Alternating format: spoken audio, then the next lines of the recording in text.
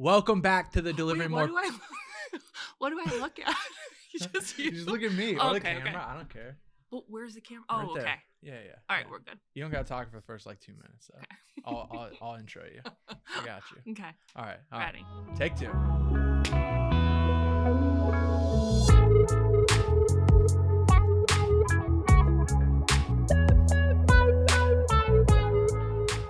Welcome back to the Delivering More platform, folks. I'm your host, Ben Alcott. Thank you so much for consuming the content morning, afternoon, and evening. We appreciate it as always. If you could, go ahead and hit that subscribe button down below. That's going to help us out more than you could ever know. I have another amazing Meet the Team to bring to you folks today. I am genuinely excited about this one. I have with me Kathryn Boswell. That's right. How you doing? Great. Excited to do this finally. Same. I was going to say what your title is, but is it like head of sales? What's your title? Director of Business Development. Okay, yep. Director of Business Development. I knew I was going to get it wrong, so I didn't want to be wrong. Well, and I've been here about over a year. So I feel like I don't know if it was a trial run to see how long I was going to get to go on here or what. Well, so are you at like what the qualifications were to be on here? That's exactly what it is, actually. Yeah. I don't know if that's ever been revealed to the public, but yeah, I make sure people have been here at least a year before we do the Meet the Teams. I made it. Yeah, I think your anniversary was in November, I think. That's right. Yeah, it just happened. Yeah. Was it an exciting year? Yeah, so exciting. It's been awesome. Yeah, it's been a long journey. I know from the restaurants now on the delivery side of things, and we'll get into all that. Mm-hmm. But I want to let the people get to know you, Kathryn, a little bit before we slide into that kind of stuff. So we'll start out pretty easy. Okay. I know you stay in Chicago now. That's right. But where were you born and where were you raised? Yep. So I was born in Park Ridge, Illinois. Is that like a suburb of Chicago? A suburb of Chicago, yep. Went to high school there, obviously grade school there, and then went to college at Carthage College in Kenosha, Wisconsin. And yeah, so I really have been in Illinois my whole life. Kenosha, Wisconsin sounds so fun. Oh, it's a vibe. A lot of cheese curds, a lot of brats, a lot of beer. So hell yeah. All right. Well, we'll get to college a little bit. I want to walk it back a little bit. Mm-hmm. Family life. I know you grew up in a house full of boys, right? Yep. Some brothers. 2 older brothers. No sisters, but yeah, 2 older brothers, super close with my family, talk every day, all day, text chain, phone calls, FaceTime. So yeah, really close with them. One is a high school English teacher, and then the oldest one is a news anchor in Milwaukee. That's really cool, actually. Yeah. Nice. Yeah. Okay. What about we're growing up? Were you like a tomboy? Like, did you run around with the boys or were you doing your own thing? Kind of a mix. I feel like having 2 brothers, there were a lot of wrestling contests between them. So normally I was like the scorekeeper. Okay. And, with both of them, the oldest one and I, we probably got along a little bit better because there was an age gap, a bigger age gap. And then the middle one, we butt heads a little, but we all still got along great, but usually the older one would win the wrestling contest, just favoritism a little bit. Yeah, so, if he's pinning the other guy and you're not counting it out, he's like, yo, what the hell are you doing? Exactly. 100%. I'm trying to win. Yes. Okay. Yeah. Okay. I like that. What about you? Did you play sports and anything growing up? I did basketball, volleyball, and track. Okay. And then probably high school time, I actually kind of switched everything around and went full-blown music. So I went to school for vocal performance. I'm long retired because oftentimes I say that and people right away will be like, let's do karaoke tonight or give us a little. No, not happening here. I could play it's some a little music. Too early. Me. Yeah, any Mariah Carey in you for the I don't Christmas think so. season? No. No, but yeah. So transition from sports, music, and that's what I did in college. Okay, so did you get a scholarship to go to? I did. What was the school again? Carthage. I was gonna say Carnegie for some reason. Carthage. Yeah, well, that's a good one too. Yeah. Probably a little bit better than Carthage, but we made it. Yeah, we did. So yeah, vocal performance there, and did musicals and plays, and yeah, it was pretty wild. So as a child, growing up, was your dream to be a singer or a performer? Or? Not at all. My mom, so she was a 4th grade teacher, and then she was also a choir teacher. So she made a rule when we went to high school, all 3 of us, everyone, if you're going to play sports, you also have to do music or a be different in choir. Extracurricular. Yeah. So my brothers, it was pretty funny because we're a tall family. I'm 5'10". My brother both brothers are 6'5", 6'6". Jeez. Yeah, so it was funny to see them obviously play basketball, but then they'd have They're to like in be the back like row. exactly in this like huge robe, and and the middle one, he was a little bit more shy when it came to singing, so it was just yeah, it was pretty wild. But I think for me, growing up, I honestly didn't know what I wanted to do, but I think choir, I went to a small grade school. My graduating class in 8th grade had about 15 kids. Oh, wow. Yeah. And then going into high school, when I was a freshman, middle brother was a senior. So I knew his friends, but I really didn't know many people in class. Um, and then so obviously I had to do choir, like I said. And my teacher at the time, he made us all sing alone. And I was like, I'm not doing that. I'm In not front of everyone? Yes. Oh, I was like, wow. I'm not singing in front of these people. And he kept pushing me so hard, and I got so annoyed that I sang a note really loud. And then everyone looked at me in class, and they're like, where's that come from? And even me, I was like, damn, like, it didn't sound It that was bad. good? Yeah. Okay. So then he said, see me after class. And I thought I'm in trouble because I probably had a little bit of an He was attitude. like, no, you got it. Yeah. And then he honestly, like, changed my life and changed the direction of stuff that I was doing, and we still talk to this day. So yeah, That's pretty amazing. crazy. That's Yeah. amazing. So at Carthage, do you get Mhm. like a degree in music, or like how does that work? Yeah, so my major, so I went to school for vocal performance, and then I changed probably my junior year to sociology. People person. Yeah, that's right. Yeah. Interesting. So yeah. So, and then that's what you graduate with? Yes. Okay. Yeah. Interesting. And then so what was the idea after college? You're going to be like sociology, like study like the populace and stuff, like I populations thought of people? for a little bit, I thought I'm going to go into social work or be a therapist, or I honestly didn't know. I think when I changed majors, everyone in my family's like, please just graduate, like get out of there. No more changing majors. So, finished with sociology. I didn't know exactly what I wanted to do, but I thought, okay, I can go into teaching or, figure it out. So, I think obviously it wasn't like a clear cut, oh, I know I want to do this for a fact. But at that point, I thought I definitely want to do something with people. And I did think maybe be a social worker or a therapist, something along those lines. And then somehow we end up in the restaurant business, like years down the road. What happens post college? Did we get a job in social work and then move down this line to where we end up doing something different? No. Yeah, that did not. It didn't go that way when I graduated college. My first job out of college, I worked for a high-end fitness club. It was called Equinox. I don't know if you've heard of it. Yeah. And basically, I just worked the front desk there. It was like recession, you're so excited to graduate college and think, oh, I'm going to do all these wonderful things and be all these things. And at the time, it was like there were really no jobs. So I worked the front desk at the fitness club, and then basically got promoted to do sales. And I think that's initially when I just started, loving what I was doing, loving meeting people, talking about wellness, what's important to them, talking about their goals. And it was a fun atmosphere to be in. It was like on your lunch break, you're hopping on the treadmill, you're taking a class, and not a ton of pressure. So it was kind of a good entry into the sales world. And then from that job, I thought, okay, now I have kind of sales experience. What do I go into?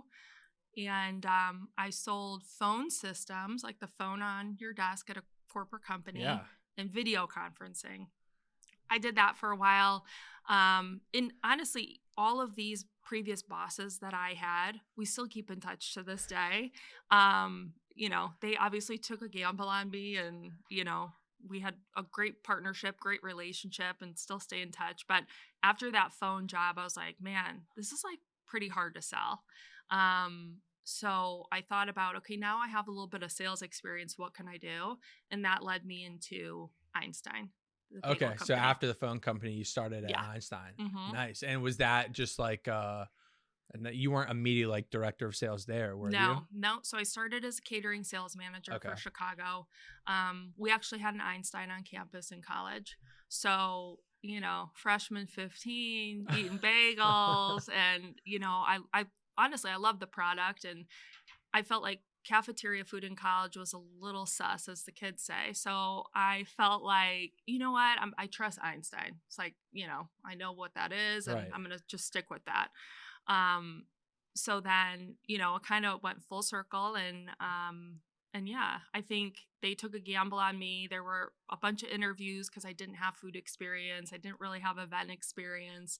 But I was super passionate about wanting to work for the company.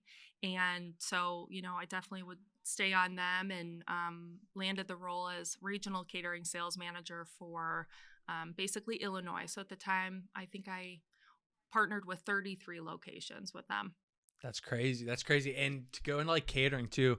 And that's, I mean, that's years ago at this point too. So catering now versus like what was going on back then is so much different. Yes. Like I mean, what people are still like calling the stores. Oh, yeah. You're taking orders by hand, Yes. probably putting them in like spreadsheets or Yes. something, like 100%. printing out papers and taping them on the Oh, yeah. fridges and stuff. Like what was it like back then running a catering department? I mean, definitely a grind. I feel like, there wasn't like CRMs in place. I felt like, even goals, it was like unclear how we're tracking performance. And Like, so are we you're bonusing off of sales? Like, I don't even exactly. know. And then like come bonus time, you're kind of crossing your fingers because you're like, I don't even know if I understand did the that bonus one count? program. Like, 100%.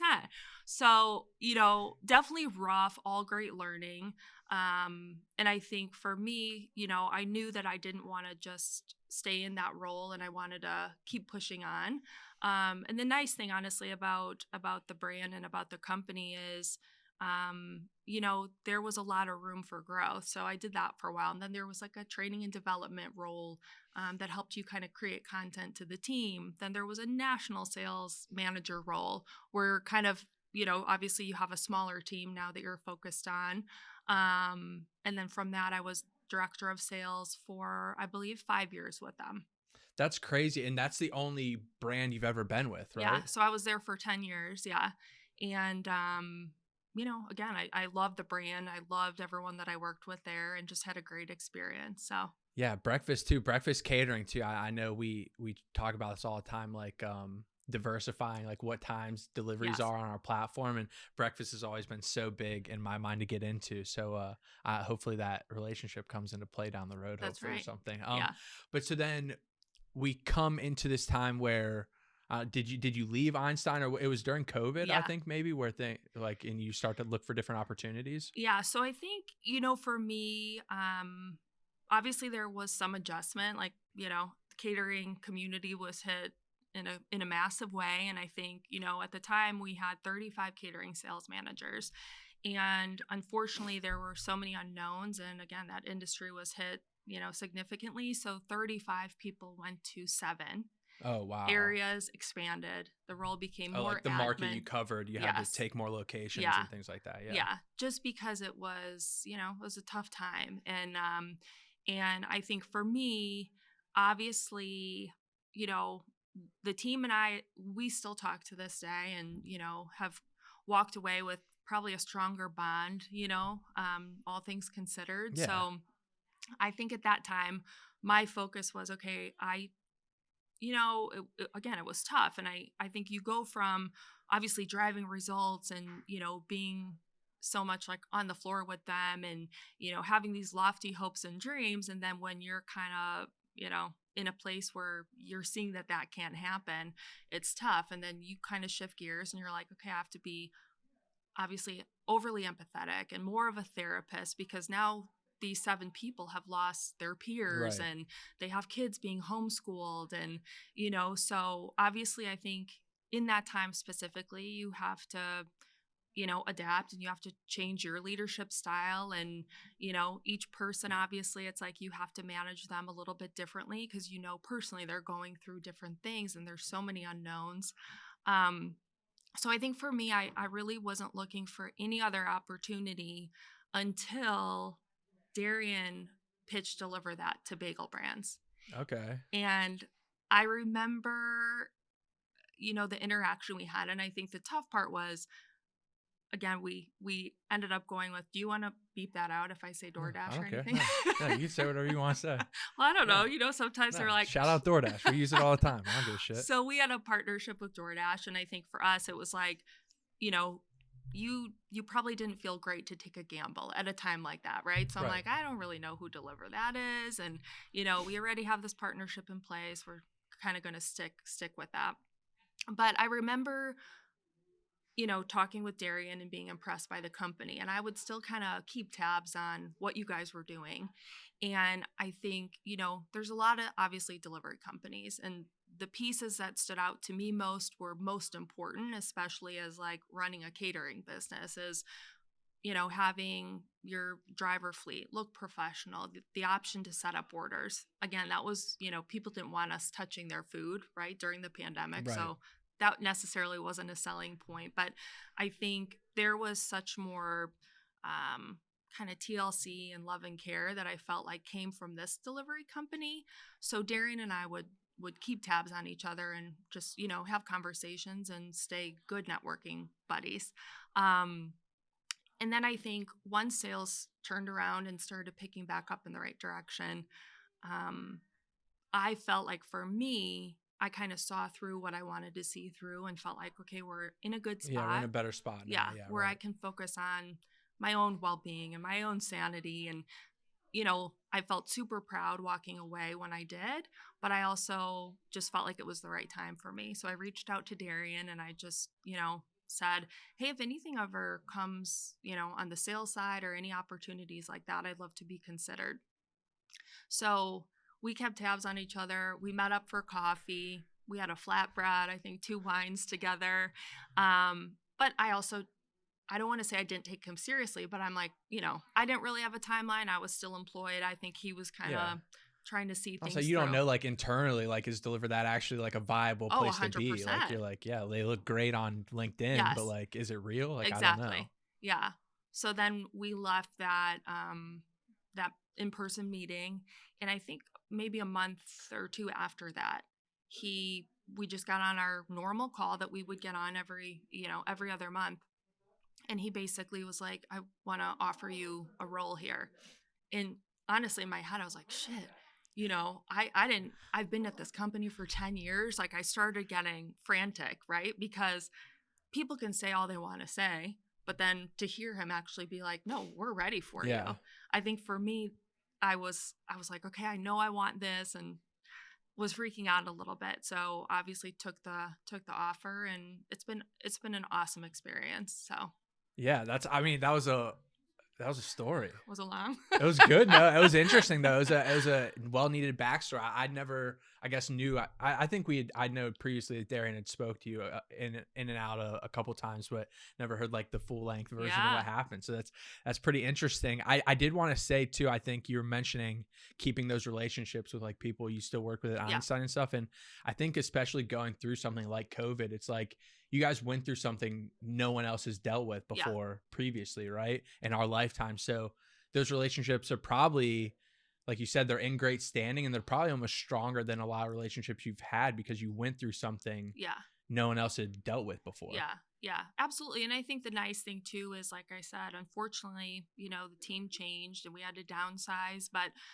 you know, for me, what was really impressive is after that happened, I had some previous sales managers that unfortunately got furloughed or, laid off, that we would still keep in contact with. And I've gotten some leads now at DeliverThat too from people just saying, hey, you guys would be a great fit for this brand. And I just remember feeling just proud of kind of how everyone came out of that. And, there's people now that are directors of catering. And I think sometimes when those things happen, obviously it's tough to, see big picture and, You just don't know where it's going to go. Exactly. But I think overall, everyone's in a great spot. And, it's just awesome to see that through something so tough, everyone still has each other's back and supports each other, even though everyone's direction went a little bit different. Hell yeah. Hell yeah. So, I mean, so now we're a year removed from the timeline you basically have presented now, right? Yeah. So a year and a month or so, 2 months by the time this comes out. You've been with DeliverThat. You got a year under your belt. You have Jackie and Emily, Cody, Brian, Derek. Are they all considered like under your team? More so Christian, but we obviously talk every day. Just because they deal with like the restaurant deliveries Yes. and delivery operation side of things. Going from like the catering inside of the restaurant to the delivery piece. have you seen any, like, now you see, like, what's the phrase, like how the bread is buttered? Is that what? Cookie crumbles. How's it like? You know what I'm talking about? You see like We'll how just go with it. how the cake's made now. Is that like Yeah. a phrase people We'll say, take something it. like that? But you like see like what the processes are now internally to like Yeah. one, what the delivery looks like when it's even sent to us. Mm-hmm. How that offer is even relatable to the drivers on our Yes. fleet, how they accept the delivery, what they're considering about it, like seeing the other vantage point of this whole delivery Yeah. process. What was like the biggest thing to you where you were like, oh wow, like were there any things where you're like, wow, that's actually how this works? So like the restaurants need better education on this, so there's like a better relationship moving Yeah. forward. Were there any things that stuck out immediately for you? Yeah. I think, you know, probably some of the biggest things is like, I definitely am up from the restaurant side. So I think switching gears, because I would hear general managers be frustrated about a delivery driver and they're late. And, it was kind of always looked at a little bit more negative, or issues, right, would pop up and it was like the delivery driver. Right. And candidly, it's like, I didn't necessarily know better. People didn't know better. So it's like, oh, yeah, like this is not good. Right.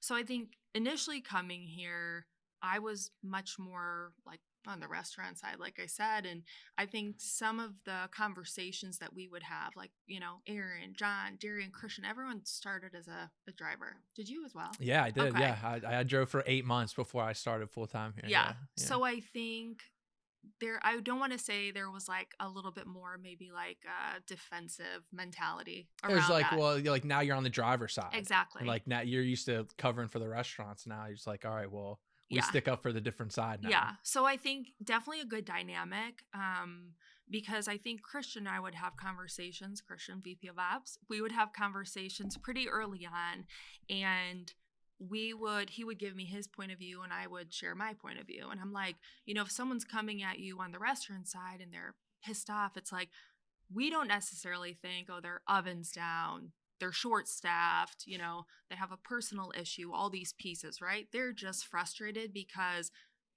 whatever reason it may be. Yeah, there's a million of them. And on the driver's side, right? Now I have people here directly, able to say, well, these are some of the challenges that we deal with. The food's not ready on time.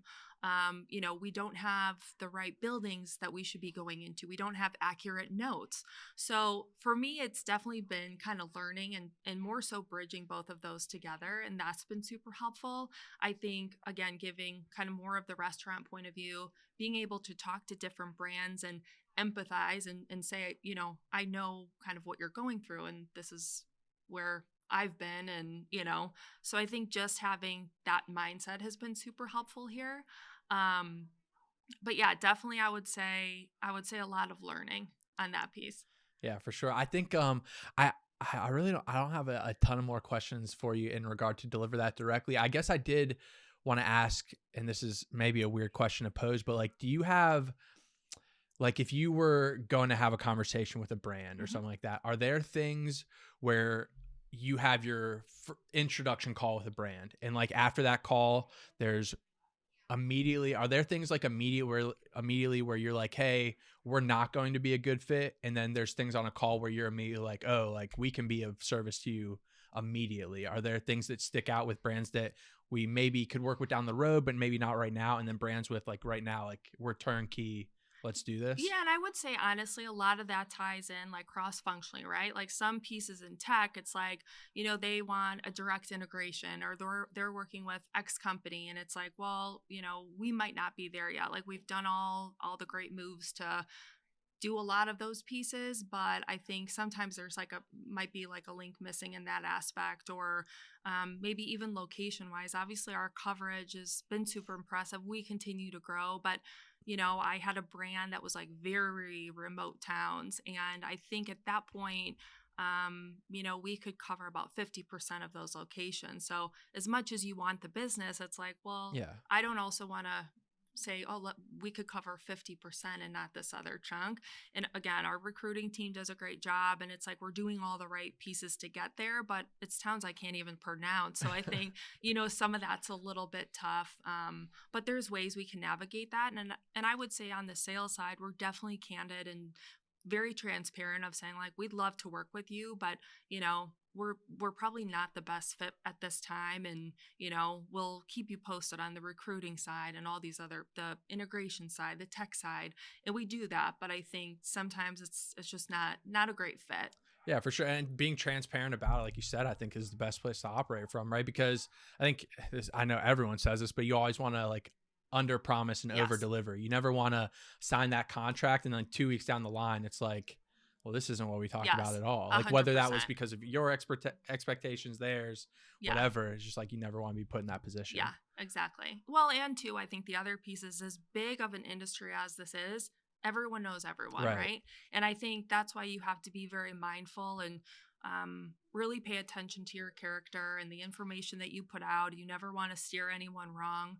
And obviously, again, you want to help them grow their business the best way that you can. And that's a reflection of you. You're putting that out there. So if I can only cover 50% of these remote markets, we could have another conversation in a year, and we'll be in a better place with some of those. For sure, for sure. What about this again? Like probably maybe a question I shouldn't even be asking, but other than Einstein Bagel, because obviously we would love to work with Einstein at some point in the future.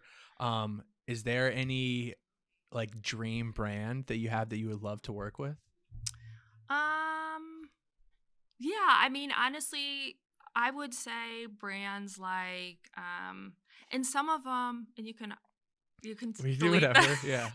But I would say even Kava, right? Yeah. I think initially I know there was kind of a partnership there. Right. And I think what excites me about that is, I think, when I've talked to their director of catering, who's wonderful, she kind of just gave me some insight. That was one of the first calls that I made. And I basically said, I know you worked with us in the past, and that's kind of tapered off, and I want to know why.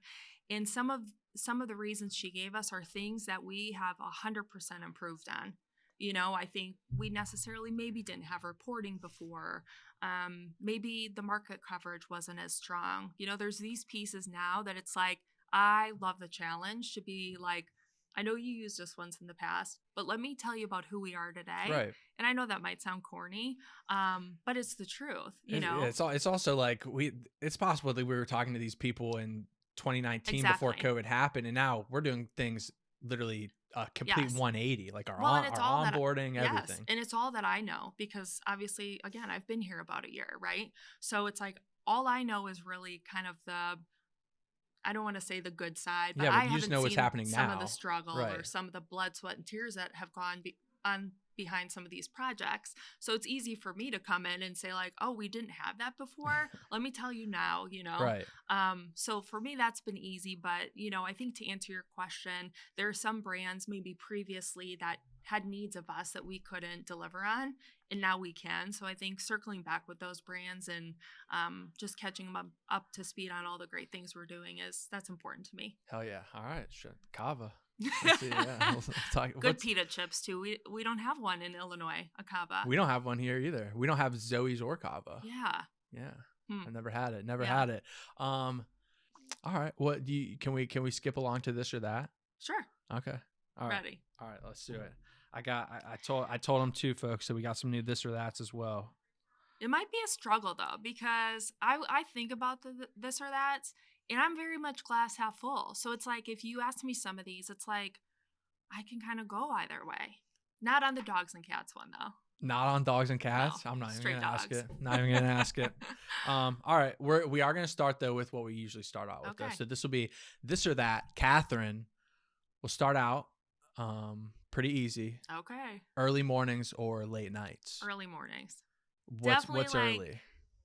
Well, I'll say when I wake up, but I can't necessarily say when I got out of bed and get moving, but usually 4:35. Wow. Yeah. I'm usually up, but is that an I'll alarm lounge. wake up, or that's a No. natural wake up? Natural. That's crazy. Yes. The other thing really quick on that is I started to feel like just more stressed. I don't know why. And I told myself, I'm like, okay, why don't I wake up an hour earlier? It sounds so stupid, right? Because it's like, I don't know. Yeah, if It's I not was more rocket stressed, I would science. sleep more, to be honest. 100%, I'd right? be like, I'm sleeping for But it's two like, it's more not rocket hours. science, but I try to fit in all these things in my day. And then You just don't have the time. No. Right. So then I'm like, if I start getting up a little bit earlier, I can go to the gym early. I can Oh, set my to-do list for the day. I can do these things. And ultimately, I don't care. I go to bed pretty early, 9 usually, 9:30. Oh, but yeah. I'm in bed early for sure. So you sleep, what? You sleep late and then you go to bed early? I How mean, many hours are you awake? I wake up. Let me take this podcast I usually, so I like get in bed early, but I'll like be awake till probably like 11, closer to midnight Okay. sometimes. And I don't use an alarm either. I just wake up when I wake up, and it's usually like 7:30. Yeah. You know how I told you I'm feisty before? Yeah. You keep hitting my toe on. Oh, is that your foot? Move your foot. Oh, my bad. Sorry. What about what we got? So we'll go. All right, we got some new ones. Okay. So, yeah, man, one of them is actually glass half full or half empty. So we've already answered that one. Ooh, I like this one. Okay. I asked Andrew this one yesterday. Would you rather be the driver or the passenger? The driver. The 100%. driver. Yes. Are you a lead foot? Are you speeding through these cities? I'm not. I will say Jackie drove. She did the rental car, and I want her, obviously, of course, to feel empowered and feel good about her driving. But there were probably 10 times on the way here where I was like, just like holding that handle. I did call her Jeff Gordon. Yeah, right? Is it Jeff Gordon? Yeah. 24. Pressing on the gas like wild, and I'm like, why did I say this is fine? So driver, to answer your question. Okay. What about is there like a longest road trip that you've been on? No. I mean, the longest, well, I mean, with my family, like Hilton Head as a kid. Yeah, it's like what, 12 hours but I or think something like that? me by myself, probably like Michigan, which is about 2.5, 3 hours. So no, I like the plane. That's respectable, though. Driver. Yeah. What about sweet or savory? Sweet. Sweet? Yeah. Is that like chocolate sweets or like candy? Yeah, candy probably. Candy? Yeah. Okay. Yeah. Chips and candy. I like kind of both, but chips and candy. Yeah, but I would say candy. What do you have like a favorite all-time candy? Ooh. And I will judge you for this. Like answer. Nerds Rope maybe is really good. Or usually I'm always chewing a piece of gum or candy person. I fuck with Nerds Rope. Those Nerds cluster gummies. You eat those? So good. Oh, amazing. Yeah. Okay. I got a next one. Mm-hmm. What would you rather dress up or dress down? Dress up. Dress up. Well, I say that because working remote, obviously it's like, you're on sales calls, but you can still kind of wear sweats on the bottom, Okay. But yeah, I like dressing up because usually that means you're going to go do something fun. I kind of feel the same. Mm-hmm. I feel like when I like if I like go to a wedding or something and like I got the suit on, I feel like sometimes I feel a little bit better about myself. 100%. I'm like, oh, like I'm here to play today. But then aren't you like thrilled when the wedding's over and you're like, I can go put my chill on? I'm throwing sweats on so fast. Yeah, same. Yeah, I'm a hoodie and sweats guy all day every day. I think so. I'm disappointed. I thought today you might have a suit on. Like a suit? With me, yeah. This is a big deal. I forget who I told this to, but I told someone the other day I was thinking about being a suit guy. Like I'm just gonna start buying suits and wear suits every day. I said something to Jackie. Swear to God, I said I bet you he's got a tux on. I wore a shirt and tie for you guys. Yeah. That'd been nice. That would have been super nice of me. What about?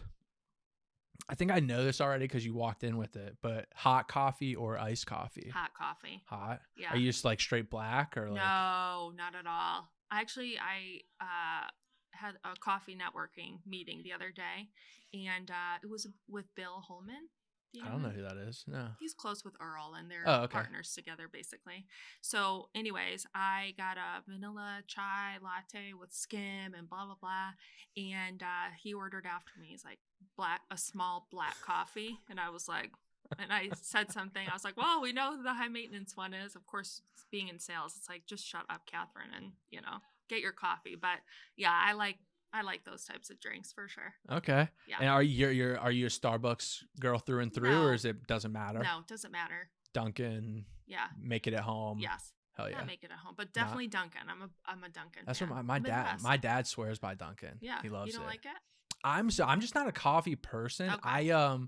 I suck at waking up. Like I'm like the could tell. slowest mover at waking up. Yeah. That was, Well, you said this before. what the hell was that? I'm paying attention. What do you mean you know? You told me this when you said early or late night. Oh, okay. Come on. Okay. All right. I was just making sure. Attention. I thought you were talking shit. I was just trying to make sure.